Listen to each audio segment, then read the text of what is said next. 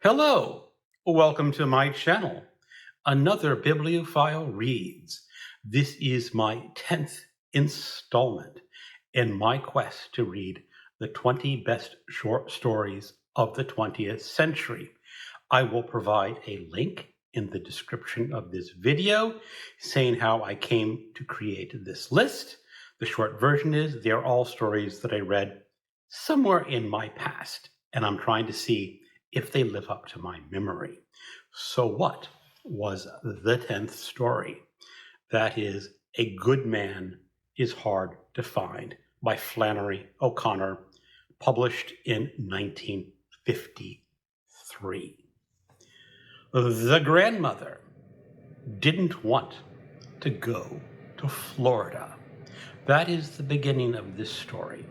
The grandmother is the principal character of this short story. She has a son, Bailey. She has the daughter-in-law, 2 grandchildren, and an infant grandchild. And they are going on a road trip. But the mother does not want to go to Florida because there are news reports of a man named the Misfit who has escaped a federal penitentiary. And he's doing terrible things to people. Well, of course, on this road trip, there are lots of family arguments. The grandmother is bringing her cat in a basket because she doesn't want to leave the cat alone for a few days. And while they're on this trip, the grandmother starts telling the grandchildren about a house she used to live in, where there was a secret panel where valuable things were hidden, not too far from where they are right now. And of course, the grandchildren want to visit this house with the secret panel, and the grandmother convinces her son to turn down a dirt road to discover this house. But while going on this dirt road, the grandmother remembers something. The house is in Tennessee, and they're in Georgia right now.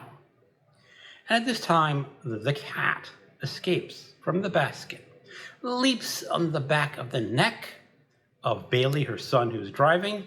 So they have an accident, and they are thrown from the car. They are injured, but not seriously injured, or not too seriously injured. And lo and behold, along this dirt road comes an old car that's a bit like a hearse, if I remember correctly. And out pops 2 young men and then an older man. The older man is just beginning to grow gray. He is shirtless. He is wearing spectacles that make him makes him look a little bit like a scholar. Now, of course, this shirtless man is the Misfit. He doesn't like children too much.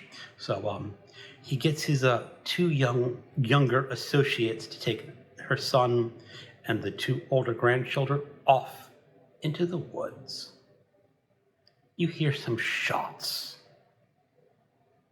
And now the grandmother is talking to the Misfit. The Misfit is talking about justice, about how he got sent to the penitentiary. And he says he didn't commit a crime, although the authorities have paperwork that say that he did commit a crime.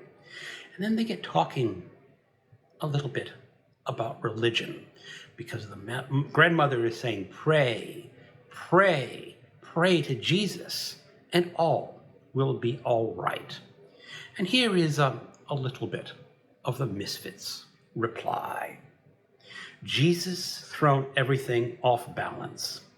It was the same case with him as with me, except he hadn't committed any crime, and they could prove I had committed one because they had the papers on me. Of course, they never shown me the papers. That's why I sign myself now. I said long ago, get you a signature and sign everything you do and keep a copy of it. Then you will know what you had done, and you can hold up the crime to the punishment and see, do they match? And in the end, you'll have something to prove that you ain't been treated right. I call myself the misfit because I can't make what I done wrong fit all I gone through in punishment. So that's a little bit of his beef with society and the justice, and a little bit more about his religious views. Jesus was the only one that ever raised the dead, and he shouldn't have done it. He's thrown everything off balance. If he did what he said, then it's nothing for you to do but to throw away everything and follow him. And if he didn't, then it's nothing for you to enjoy but a few minutes you got left the best way you can, by killing somebody or burning down his house or doing some other meanness to him. No pleasure, but meanness. A little bit later, he says, if I had been there, I would have known, and I wouldn't be like I am now. He is, of course, talking about the resurrection of Jesus and his lack of faith, his inability to know. That is what's causing him all this internal conflict, the inability to know the truth, that the truth may be out there, but that he does not know the truth. And so the grandmother essentially says that you were one of my children. You were one of my own kind. And she reaches out to touch the misfit. And the misfit feels like that touch is like a snake bite. So he pulls out his revolver and shoots her 3 times. His final conversation with his younger associates. She would have been a good woman if it had been somebody there to shoot her every minute of her life. So that is essentially the story of a good man is hard to find. I feel like the misfit is such a great character. Yes, he's a nasty man, but he's thinking about this universe, about his place in the universe. Does he have a place in this universe? Is the universe just to him, or is he mistreated? And that is why he is a misfit. And in the end, what does the reader think about all this? I know from what I've read before that Flannery O'Connor had a complicated relationship with religion. And I think that's what brings this story really to life, because it says, you do not know the nature of the universe, or you may not know the nature of the universe. Some people have faith, some people have conflicting beliefs, and then some people like me have no problem at all saying that the world is a godless universe.